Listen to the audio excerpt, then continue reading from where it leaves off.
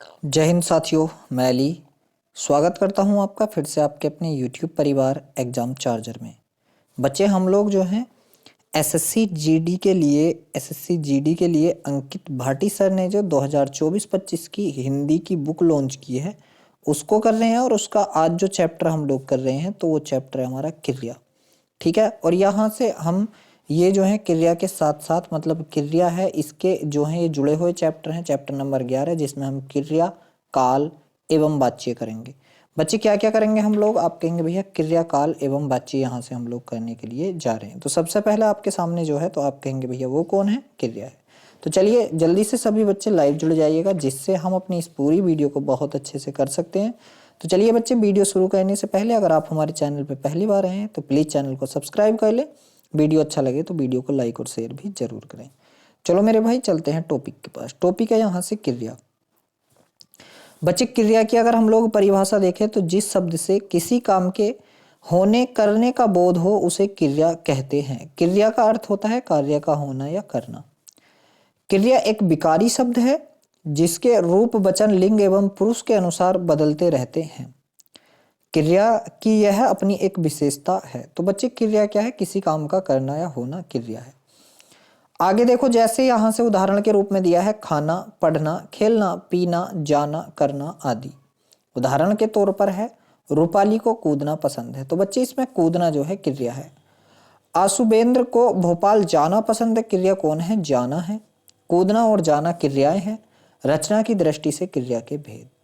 मेरे भाई रचना की दृष्टि से क्रिया के भेदों की बात करें तो सामान्यतः दो भेद होते हैं। कौन कौन से, एक सकर्मक क्रिया होती है और एक आपकी अकर्मक क्रिया होती है। क्या बच्चे, सकर्मक और अकर्मक क्रिया।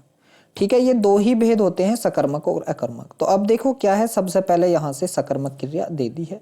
और सकर्मक क्रिया क्या है बच्चे, सकर्मक क्रिया के बारे में पढ़ते हैं। सकर्मक क्रिया के व्यापार का फल कर्म पर पड़ता है या कर्म की संभावना होती है, अर्थात वह क्रिया जिसके कर्म हो या जिसके साथ कर्म होने की संभावना हो। बच्चे जिसके साथ कर्म होने की संभावना हो, चलिए ठीक है, जिसके साथ कर्म होने की संभावना हो सकर्मक क्रिया कहलाती है। ये हम लोग यहाँ तक आगे।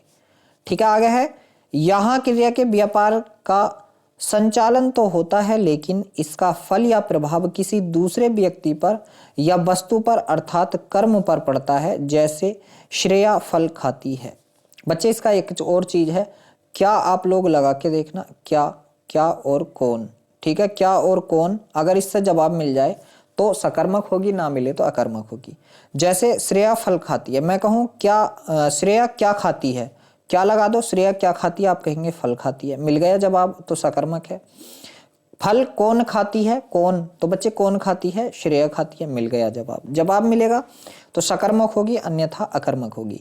तो इस वाक्य में श्रेया करता है, खाने के साथ उसका कृत रूप से संबंध है, अतः यहाँ खाना क्या है, क्रिया है जो कि सकर्मक क्रिया है। बच्चे जो कि सकर्मक क्रिया है। चलिए अब देखो मेरे भाई, यहां से हम लोगों के पास आ चुकी है अकर्मक क्रिया। अकर्मक क्रिया की बात करें, जिन क्रियाओं का व्यापार और फल कर्ता पर हो न कि कर्म पर, उसे अकर्मक क्रिया कहते हैं। चूंकि अकर्मक क्रियाओं में फल नहीं होता तो क्रिया का व्यापार और फल कर्ता पर ही पड़ता है। जैसे उदाहरण के तौर पर रश्मि सोती है। बच्चे रश्मि सोती है, ठीक है, आप कहेंगे रश्मि क्या सोती है, भाई बताइए रश्मि क्या सोती है, क्योंकि सोना क्रिया है, लेकिन क्या सोती है तो मिल ही नहीं रहा। ठीक है बच्चे, रश्मि क्या सोती है, मिल ही नहीं रहा। ठीक है, तो यहां से देखो हमें क्या से ही नहीं मिला, इस वजह से अकर्मक क्रिया। इसमें बच्चे सोना, रोना ऐसा कुछ आएंगे, है ना। तो इस वाक्य में सोना क्रिया अकर्मक है और रश्मि करता है। सोने की क्रिया रश्मि द्वारा पूर्ण होती है, अतः सोने का फल भी कर्ता पर ही पड़ता है, इसलिए सोना अकर्मक क्रिया है। प्रयोग के आधार पर क्रिया के भेद।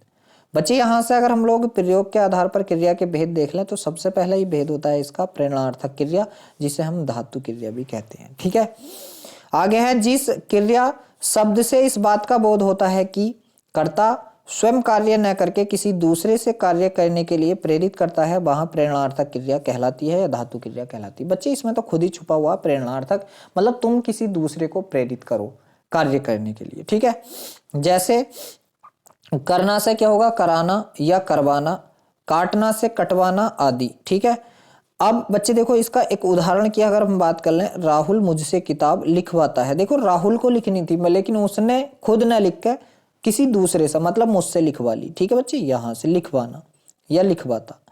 आगे देखो क्या है, यहाँ राहुल करता है स्वयं किताब न लिखकर मुझसे दूसरे व्यक्ति से लिखवाने के लिए प्रेरित करता है। अब आपके पास अगला रूप आ चुका है नाम धातु क्रिया। संज्ञा, सर्वनाम, विशेषण आदि से बनने वाली क्रिया को नाम धातु क्रिया कहते हैं। बच्चे संज्ञा, सर्वनाम, विशेषण से, जैसे मेरे शेर, हाथ से क्या हो जाएगा हथियाना, बात से बतियाना, चिकना से चिकनाना, लाठी से लठियाना, लात से लतियाना। ठीक है, बिलग से बिगलाना आदि। ठीक है, अब चलते हैं बच्चे अगली क्रिया के रूप। अगला है पूर्वकालिक क्रिया।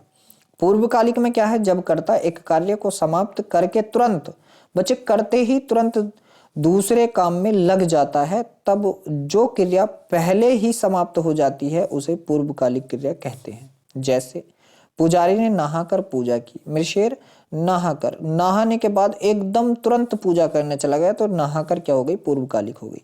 दूसरा है चोर सामान चुराकर भाग गया। देखो भाग गया कब करके, चोरी करके, तो चुराना क्या हो गया मेरे शेर, ये पूर्वकालिक हो गई। आगे है यौगिक। यौगिक मतलब जोड़ना, खुद ही पता है, दो या दो से अधिक धातुओं एवं दूसरे शब्दों के योग से या संयोजन से या धातुओं में प्रत्यय लगाने से जो क्रिया बनती है उसे यौगिक क्रिया कहते हैं। बच्चे क्या कहते हैं उसको, आप कहेंगे भैया यौगिक क्रिया कहते हैं। जैसे रोना, धोना, हंसना, हंसाना, चल देना, खा लेना आदि। आगे चलते हैं मेरे शेर, तो अगला जो हमारे पास क्रिया है वो है सामान्य क्रिया। बच्ची क्या है, सामान्य क्रिया है। जिस वाक्य में एक क्रिया होती है उसे सामान्य क्रिया कहते हैं। जिस वाक्य में एक, जैसे सीता ने रोटी खाई, राम गया। मेरे शेर, राम गया। ठीक है, तो ऐसे। अब देखो क्रिया के बाद बच्चे क्या था, काल था। यहां से अभी हमने क्रिया पढ़ी, अब चलते हैं हम काल के पास। तो काल की परिभाषा क्या है, क्रिया का वह रूपांतर जिससे उसके कार्य व्यापार का समय तथा उसकी पूर्ण या अपूर्ण अवस्था का बोध हो, काल कहलाता है। जैसे राम पढ़ता है, राजन जा चुका होगा। अब काल के भेद बच्चे, तो काल के मोस्टली 3 भेद होते हैं। कौन कौन सा, वर्तमान, भूत और भविष्य काल। वर्तमान, भूत और भविष्य काल होता है। सबसे पहला है मेरे भाई वर्तमान काल। बच्चे क्या है, एक क्रियाओं के व्यापार की निरंतरता को वर्तमान काल कहते हैं। इससे क्रिया का आरंभ हो चुका होता है, समाप्त नहीं होता। ठीक है, जैसे आकांक्षा पढ़ती है, अन्नू खेल रही है। पढ़ाई और खेल का कार्य व्यापार जारी है, समाप्त नहीं हुआ है। तो अब वर्तमान काल के बच्चे भेद आ चुके हैं। वर्तमान काल के 5 भेद होते हैं। कितने, 5। कौन कौन से, सामान्य वर्तमान, दूसरा है तात्कालिक वर्तमान, तीसरा है पूर्ण वर्तमान, चौथा है संदिग्ध वर्तमान और 5वां है संभाव्य वर्तमान काल। चलिए आगे और चलते हैं बच्चे। तो यहाँ से पहला जो कुछ फर्स्ट जो टाइप है इसका सामान्य वर्तमान काल, तो ये है क्रिया का वह रूप जिससे क्रिया का वर्तमान काल में होना पाया जाता है, जैसे सामान्य वर्तमान कहलाता है, जो सामान्य वर्तमान कहलाता है। जैसे मेरे शेर क्या होगा, बह जाता है, मैं पढ़ता हूँ। नेक्स्ट है यहाँ से दूसरे नंबर का अगर हम देखेंगे तो दूसरा है तात्कालिक वर्तमान काल। क्रिया का वह रूप जिससे पता चले कि क्रिया वर्तमान काल में हो रही है। ठीक है, जैसे मेरे शेर क्या है, अक्षिता खेल रही है, दूसरा है राज पढ़ रहा है। अक्षिता खेल रही है और राज पढ़ रहा है। चलिए आगे चलते हैं। तो बच्चे अगला क्या होगा, पूर्ण वर्तमान। क्या होगा, पूर्ण वर्तमान। इससे वर्तमान काल में कार्य की पूर्ण सिद्धि का बोध होता है। कार्य की पूर्ण सिद्धि का बोध, जैसे कपिल आया, विशाल ने पुस्तक पढ़ी है, विशाल ने पुस्तक पढ़ी है। चलिए बहुत गजब, बहुत बढ़िया। आगे चलते हैं बच्चे। आगे क्या है, संदिग्ध वर्तमान काल के क्रिया का वह रूप जिससे क्रिया के होने में संदेह प्रकट हो पर उसकी वर्तमानता में संदेह ना हो, वर्तमानता में संदेह ना हो। जैसे सपना पढ़ती होगी, मानस खाता होगा। अगला है संभाव्य वर्तमान काल बच्चे। इससे वर्तमान काल में काम के पूरा होने की संभावना रहती है। जैसे वे गए हों, वह लौटा हो। चलिए आगे चलते हैं। तो अब दूसरे नंबर पर आता है शेर भूतकाल, क्योंकि वर्तमान हमने पढ़ लिया, वर्तमान, भूत, भविष्य। ठीक है, तो भूतकाल क्या है कि जिस क्रिया से कार्य की समाप्ति का बोध हो उसे भूतकाल कहते हैं। जैसे भोलू आया था, बच्चे आया था। मैंने खाया। आगे है भूतकाल के भेद, तो भूतकाल के 6 भेद होते हैं, वर्तमान के 5, भूत के 6। कौन कौन से? सामान्य भूत, आसन्न भूत, पूर्ण भूत, अपूर्ण भूत, संदिग्ध भूत और हेतु हेतुमद भूत। ठीक है, ये आगे चलते हैं। तो बच्चे आगे देखो यहां से क्या है हमारे पास। सबसे पहले है सामान्य भूत, जिससे भूतकाल की क्रिया के विशेष समय का ज्ञान न हो। आगे है श्रेया आई, श्रेयस गया। बच्चे श्रेया आई और श्रेयस गया। दूसरे नंबर पर अगर आप देखेंगे आसन्न भूत, तो इससे क्रिया की समाप्ति निकट भूत में या तत्काल की ही सूचित होती है, या तत्काल ही सूचित होती है। जैसे मेरे शेर मैं बात करूं, मैंने खाया, मैंने खाना खाया है, मैं चला हूं। आगे चलते हैं। तो आगे मेरे भाई यहाँ से क्या है, पूर्णभूत है हमारे पास। पूर्णभूत क्या है कि क्रिया के उस रूप को पूर्णभूत कहते हैं जिससे क्रिया की समाप्ति के समय का स्पष्ट बोध होता है कि क्रिया को समाप्त हुए काफी समय बीता है, क्रिया को समाप्त हुए काफी समय बीता है। जैसे उसने शिवांक को मारा था। आगे है तुमने मेरा घर देखा था। नेक्स्ट है मेरे शेर, यहाँ से है अपूर्ण भूत। अपूर्ण भूत में क्या है, इससे यह ज्ञात होता है कि क्रिया भूतकाल में हो रही थी परंतु उसकी समाप्ति का पता नहीं चलता, परंतु उसकी समाप्ति का पता नहीं चलता। जैसे ममता गीत गा रही थी। बच्चे क्या है, ममता गीत गा रही थी। दूसरा है शैला सो रही थी। दूसरा क्या है, शैला सो रही थी। नेक्स्ट है मेरे भाई यहाँ से संदिग्ध भूत। इससे भूतकाल में काम के पूरा होने में संदेह होने का बोध होता है, संदेह होने का बोध। ठीक है, जैसे संध्या ने खाना खाया होगा। जैसे संध्या ने खाना खाया होगा, ट्रेन छूट गई होगी। कौन? ट्रेन छूट गई होगी। नेक्स्ट है मेरे भाई यहाँ से हेतु हेतुमद भूतकाल। क्या है?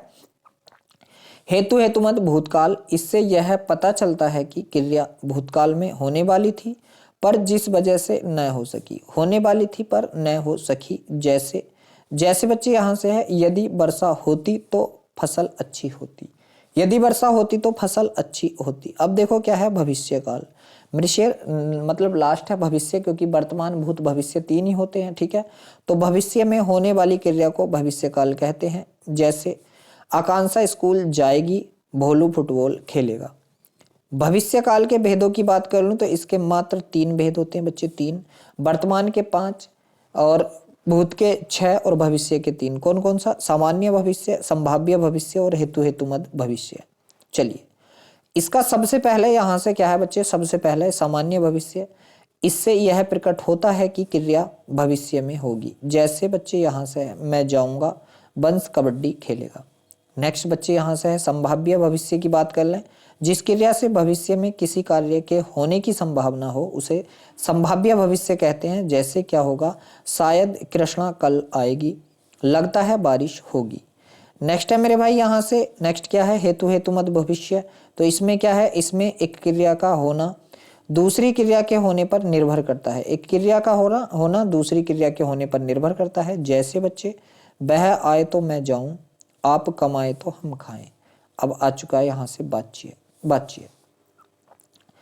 बच्चे बातचीय की अगर बात कर लें तो बातचीय की परिभाषा हम लोग देखेंगे, क्रिया के उस रूपांतर या परिवर्तन जिससे इस बात का बोध हो कि वाक्य में कर्ता, कर्म अथवा भाव इनमें से किसकी प्रधानता है तथा इनमें किसके अनुसार क्रिया के वचन, पुरुष, लिंग आदि आए हैं, वाच्य कहलाता है।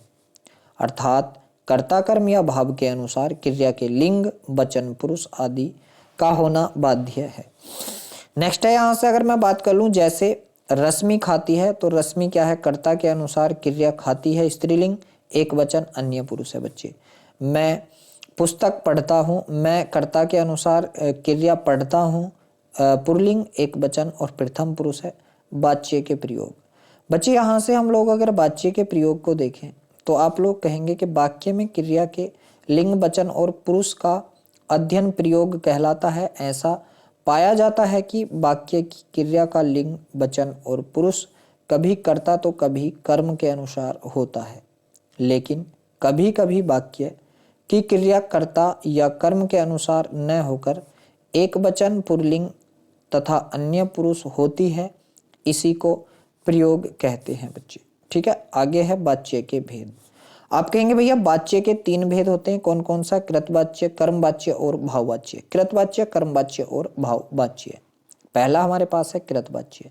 चलिए कृतवाच्य को हम लोग पढ़ें तो क्या कहेंगे? क्रिया का वह रूपांतर जिससे वाक्य में कर्ता की प्रधानता का बोध हो कृतवाच्य कहलाता है। जैसे आकांक्षा पुस्तक पढ़ती है, लड़का खाता है। ठीक है मेरे शेर, तो यहाँ पढ़ती है, खाता है, क्रिया का कर्ता क्रमशः आकांक्षा और लड़का है जो वाक्य के उद्देश्य हैं। नेक्स्ट है बच्चे कर्मवाच्य। कर्मवाच्य क्या होगा? क्रिया का वह रूपांतर जिससे वाक्य में कर्म की प्रधानता का बोध हो कर्मवाच्य कहलाता है। चलिए तो मेरे शेर आगे चलेंगे यहां से। ठीक, जैसे यहां से बच्चे क्या है, किताब पढ़ी जाती है तो बच्चे किसी के द्वारा तो पढ़ी जाएगी, सेब खाया जाता है। यहाँ कर्म किताब सेब के अनुसार क्रिया का रूपांतर हो रहा है। बच्चे भाववाच्य में क्रिया का वह रूपांतर जिससे वाक्य में क्रिया का भाव की प्रधानता का बोध हो उसे भाववाच्य कहते हैं। जैसे लाडो से पढ़ा नहीं जाता, बच्चे असमर्थता भी दिखलाई जाएगी यहाँ पर, असमर्थता। सर्दी में उससे खेला नहीं जाता, निगेटिविटी भी यहीं आएगी। यहाँ करता लाडो उसकी प्रधानता न होकर भाव पढ़ा नहीं जाता खेला नहीं जाता है की प्रधानता है बच्चे। ठीक है, चलिए अब विचार दृष्टि।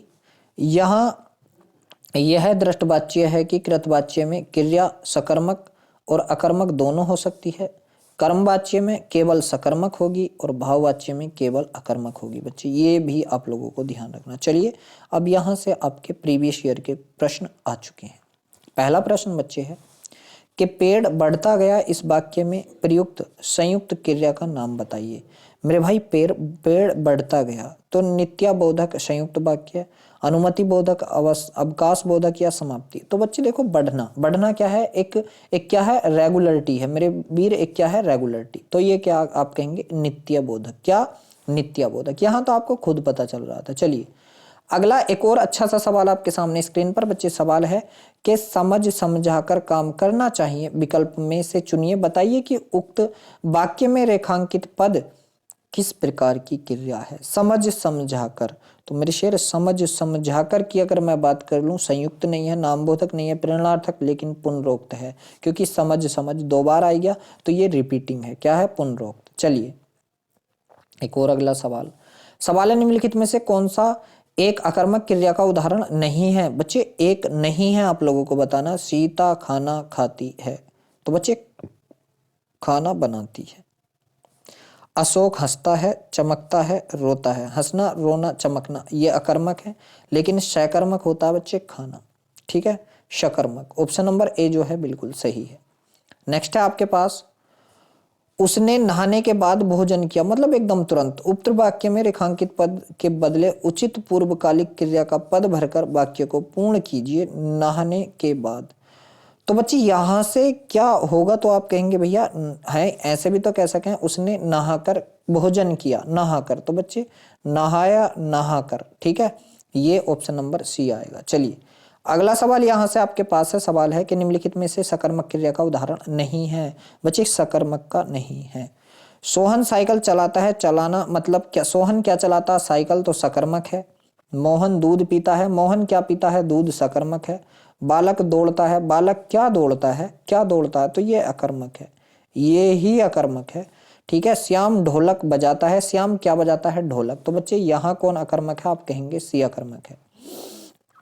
नेक्स्ट है मेरे भाई के निम्नलिखित विकल्पों में क्रिया के प्रेरणार्थक रूप का गलत प्रयोग किस में हुआ है, आप लोगों को बताना है यहाँ से कि कौन से में हुआ है। तो आप कहेंगे बिठाना से होता है बिठवाना। ठीक है, बिल्कुल सही है। प्रेरणार्थक मतलब दूसरे से करवाना। टकारना का होता है टकरवाना। ठीक है, खिलाना का होता है खिलवाना, बिल्कुल सही है। दिलाने का दिलवाना। तो बच्चे ये ही सवाल का सही जवाब होगा क्योंकि इसमें नहीं हुआ है। चलिए, नहीं पूछा था यहाँ से। अगला है आपका, निम्नलिखित वाक्यों में कौन सा शब्द क्रिया शब्द है। मैंने आशा को मीनार दिखाई। बच्चे मैंने आशा को मीनार दिखाई, तो आप कहेंगे क्या है, तो यहाँ से है आशा क्या है, करता है। ठीक है, मतलब आशा भी एक संज्ञा है, मैंने भी संज्ञा, मीनार भी संज्ञा है, मतलब क्रिया क्या है यहाँ से, दिखाना। ठीक है बच्चे, तो यहाँ क्या होगा, सी इस सवाल का बिल्कुल सही जवाब होगा। नेक्स्ट प्रश्न आपके सामने स्क्रीन पर है कि संज्ञा या विशेषण के मेल से बनने वाली क्रिया प्रेरणार्थक क्रिया है। रेखांकित पद को बदलकर शुद्ध कीजिए। क्या होती है जो संज्ञा या सर्वनाम के मेल से बनती है? तो आप बताएंगे भैया वो तो नामबोधक थी। क्या था? नामबोधक। ठीक है, नामबोधक। इस सवाल का जवाब बिल्कुल सी जो है सही है। अगला सवाल आपके सामने, निम्नलिखित में से किस वाक्य में प्रेरणार्थक क्रिया है? बच्चे प्रेरणार्थक क्रिया मतलब दूसरे से काम करवाना। धर्मेंद्र पढ़कर सो गया, ये भी नहीं है। सीता राधा से पत्र पढ़वाती है। देखो सीता को खुद पढ़ना था लेकिन राधा से पढ़वा रही, तो जब खुद न करके किसी दूसरे को प्रेरित करे तो वहां प्रेरणार्थक क्रिया होती है। ऑप्शन नंबर बी जो है बिल्कुल सही है। नेक्स्ट है 10 नंबर का, रमेश घर आया। इस वाक्य में संदिग्ध भूत में रूपांतरण होगा। बच्चे इसका रूपांतरण करना है आप लोगों को संदिग्ध भूत में। राम घर आया, सॉरी रमेश घर आया। तो रमेश घर आ रहा था, नहीं। रमेश घर आया था, नहीं। रमेश घर आएगा, नहीं।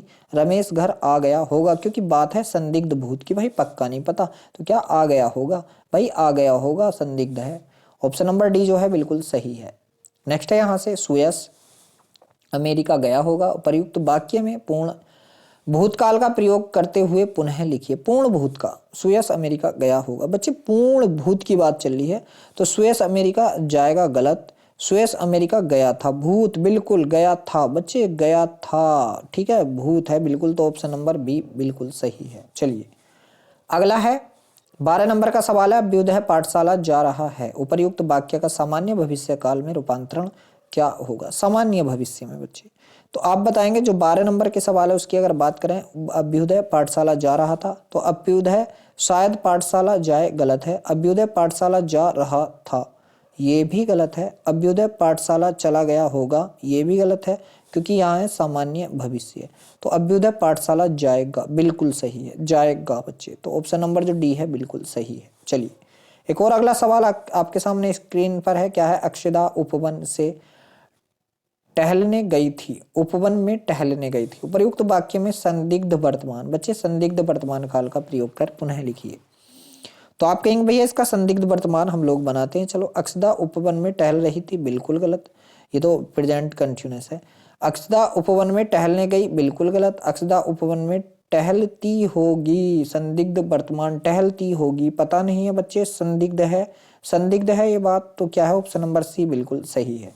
चलिए एक और अच्छा सवाल आपके सामने स्क्रीन पर लग चुका है। सवाल है, सुनैना खाना खा रही है। उपर्युक्त वाक्य का भाववाच्य में रूपांतरण करें। बच्चे भाववाच्य, सुनैना खाना खा रही थी, गलत, क्योंकि भाववाच्य क्या हो, निगेटिविटी लाता है। सुनैना खाना नहीं खा रही, ये भी गलत हो सकता है। आगे देखेंगे, सुनैना खाना खा रही होगी, लेकिन गलत। सुनैना ने खाना नहीं खाया जाता, सुनैना से खाना नहीं खाया जाता। मैंने बताया था असमर्थता दिखाई जाएगी, और असमर्थता जो है हमारे ऑप्शन नंबर डी में दिखाई गई है। अगले सवाल के पास चलते हैं बच्चे। अगला है, नमन पुस्तक पढ़ता है। इस वाक्य में कर्म वाच्य में रूपांतरण होगा। बच्चे कर्मवाच्य, कर्मवाच्य। नमन पुस्तक पढ़ता है। देखो क्या है, यहां से क्रिया चेंज कर दो अगर, ठीक है बच्चे।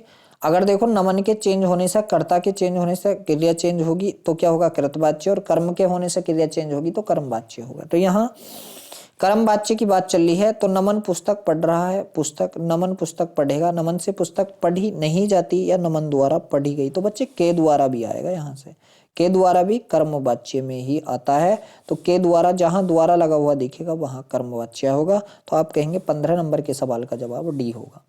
नेक्स्ट है यहाँ से, क्या है बच्चे के निम्नलिखित वाक्यों में से अपूर्ण भूत को पहचानिए। अपूर्ण भूत को, तो आप कहेंगे भैया अपूर्ण भूत कौन सा होगा?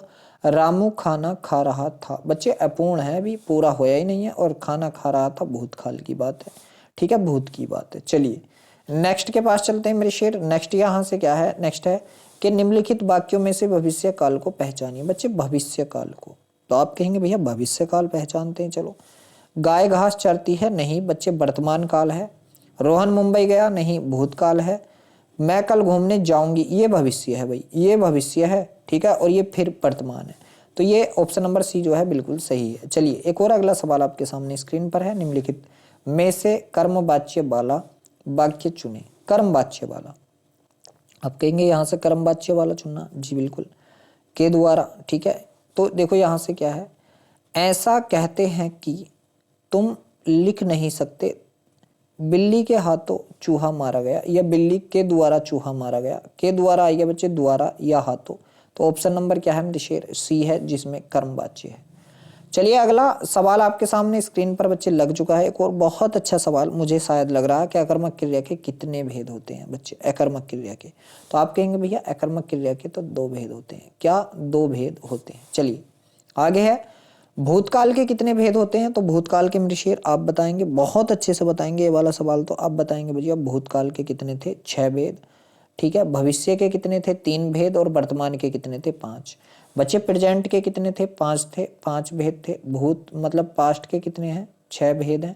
और फ्यूचर के कितने थे? भविष्य के मेरे शेर 3 थे। चलो अगले सवाल के पास चलते हैं बच्चे। अगला सवाल आपके सामने स्क्रीन पर लग चुका है। सवाल है, लड़के ने पुस्तक पढ़ी, इस वाक्य की पहचान करें कि किस उसका है ये। ठीक है, बच्चे ने किताब पढ़ी है, पढ़ी है तो बच्चे ये पूर्ण भूत का है, सॉरी पूर्ण वर्तमान का, पढ़ी है अभी पढ़ी है। ठीक है, चलो अगला है, निम्न में भाववाच्य है बच्चे, भाववाच्य मैंने बताया था असमर्थता दिखाई जाएगी, निगेटिविटी तो एक में ही है बस, नहीं। बच्चे देखो और लगा दो, नहीं आएगा असमर्थता दिखाई जाएगी तो 22 का क्या आएगा? सी आएगा, एकदम लगा दो मेरे शेर। आगे देखो क्या है, अकर्मक का अर्थ है बच्चे, अकर्मक का अर्थ है अकर्मक, कर्म के बिना। ठीक है बच्चे, कर्म के बिना, खुद ही पता चला गया, कर्म के बिना। तो आप कहेंगे भैया कर्म के बिना कौन से ऑप्शन में? कर्म रहित, कर्म रहित, कर्म के बिना। चलिए वर्तमान काल के कितने भेद? अभी तो आपको बताए 5 भेद, वर्तमान के 5। ठीक है, वर्तमान के 5, भूत के 6 और भविष्य के 3।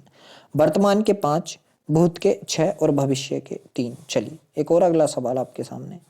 सवाल है कि निम्न में वर्तमान काल का उदाहरण है बच्चे, वर्तमान काल का ठीक है, था भूतकाल में पहुंच गया। ठीक है, बह जाता है तो वर्तमान का है। वह पुस्तक पढ़ेगा, भविष्य था भूत, तो बच्चे यहाँ कौन होगा? है आया है, और है आपके 25 नंबर का जवाब आपके का सी है। चलिए एक और अच्छा सवाल, एक और अच्छा सवाल आपके सामने है मेरे शेर। क्या है, निम्नलिखित वाक्यों में से कौन सा वाक्य कृतवाच्य में बदला गया है? कृतवाच्य में कौन सा बदला गया है? तो आपको बताना भैया 26 नंबर में। चलो, आज घूमने चला जाए, कल देर तक पढ़े, बालकों द्वारा खेला जाएगा, लड़कों के द्वारा खूब पढ़ा गया। तो बच्चे क्रम, ये तो हो गया कर्मवाच्य, ये भी कर्मवाच्य होगा। आज घूमने चला जाए, कल देर तक पढ़ें, कल देर तक पढ़ें बच्चे, कल देर तक पढ़ें। तो जो 26 नंबर का सवाल है ये मुझे ऑप्शन नंबर बी जो है बिल्कुल सही लग रहा बच्चे, ऑप्शन नंबर बी। सवाल का जवाब ऑप्शन नंबर बी बिल्कुल सही है। चलिए इस चैप्टर का लास्ट सवाल क्या है, मैंने आम खाया है, यह वाक्य किस काल को प्रदर्शित करता है? यह किस काल को प्रदर्शित करता है? तो बच्चे आप कहेंगे मैंने आम खाया है, खाया है मेरे शेर, खाया है तो क्या है? अभी अभी की बात है, तो वर्तमान काल की बात है। किसकी बात है? वर्तमान काल की। तो मेरे भाई देख लीजिए, ये जो चैप्टर हमारा समाप्त हो चुका है। हम अपनी वीडियो को आज यहीं रोकते हैं। वीडियो अच्छा लगा हो तो वीडियो को लाइक करें, शेयर करें। अगर आप हमारे चैनल पर पहली बार आए हैं तो प्लीज़ चैनल को सब्सक्राइब करें। और मेरे शेर अंकित भाटी सर की किसी भी बुक की PDF के लिए आप जो हमारे टेलीग्राम चैनल को फॉलो कर सकते हैं। और टेलीग्राम चैनल का लिंक मैंने इस वीडियो के डिस्क्रिप्शन में दे दिया है, तो आप वहां जाकर टेलीग्राम को भी ज्वाइन कर लें और सारी PDF फ्री में पाएँ। तो चलिए कल फिर मिलते हैं एक नए चैप्टर के साथ, तब तक के लिए सभी बच्चों को जय हिंद।